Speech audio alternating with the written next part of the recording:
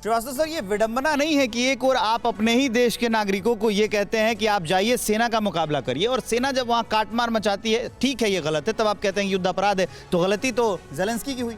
देखिए, मैं ये कहना चाहूँगा आपके चैनल के माध्यम से दर्शकों को कि जो चित्र दिखाए जा रहे हैं, अगर हम पर पूरा भरोसा करते हैं और पूरा उसी को मान के चलते हैं तो अपने आप में भयानक है। और किसी भी प्रोफेशनल आर्मी से ये ना तो उम्मीद की जाती है, और रशियन आर्मी तो बहुत प्रोफेशनल आर्मी है, उससे उम्मीद करना मुश्किल है।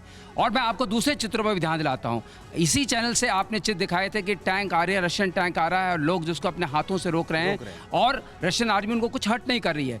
और इसके एक बिंदु को बताना चाहूँगा कि जो पीपल टू पीपल कॉन्टैक्ट है रशियंस का और यूक्रेनियंस का, आप कभी देख लीजिए, इतिहास के पन्नों में देख लीजिए, उनके आपस में इंटर मैरिजेस होती रही हैं।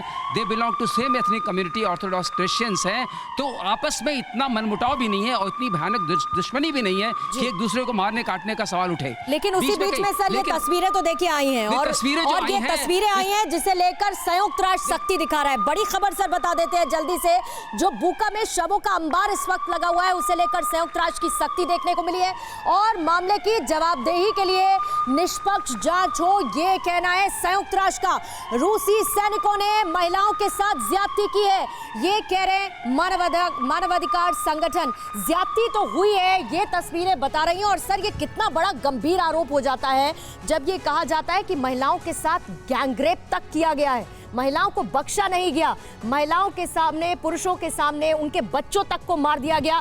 इस तरीके की बर्बरता हुई है बुखा में। देखिए, रशियन आर्मी ने इस तरह की चीज़ें पहले सीरिया में भी करी हैं। मैं रूल आउट नहीं कर सकता कि ऐसा हुआ है, पर हमने फॉर द रिकॉर्ड ये तो कहना ही पड़ेगा कि रशियन आर्मी ने डिनाई किया है। दूसरी बात, संयुक्त राष्ट्र तो एक जोक है। संयुक्त राष्ट्र क्या कहता है क्या नहीं, वो तो हम सबको पता है कि संयुक्त राष्ट्र का जो ह्यूमन राइट्स पैनल है उसमें कौन कौन मेंबर है। सऊदी अरेबिया मेंबर है, वो लोग, नॉर्थ कोरिया भी मेंबर था थोड़े दिनों के लिए।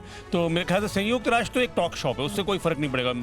सबसे बड़ा पॉइंट यहाँ ये है कि ये जो लड़ाई है अब एक खौफ के दायरे में जा रही है।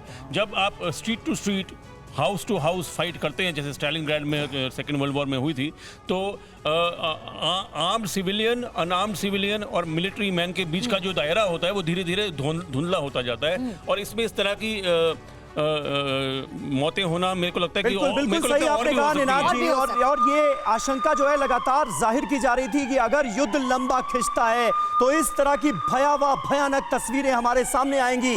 और अब ये जंग जो है वो इन्हीं तस्वीरों से अटी पड़ी नजर आ रही है। हमारे सामने हर रोज ऐसी तस्वीरें सामने आ रही हैं जो दहला रही हैं। परवाह देश की, सोमवार से शुक्रवार रात 10 बजे TV9 भारतवर्ष पर।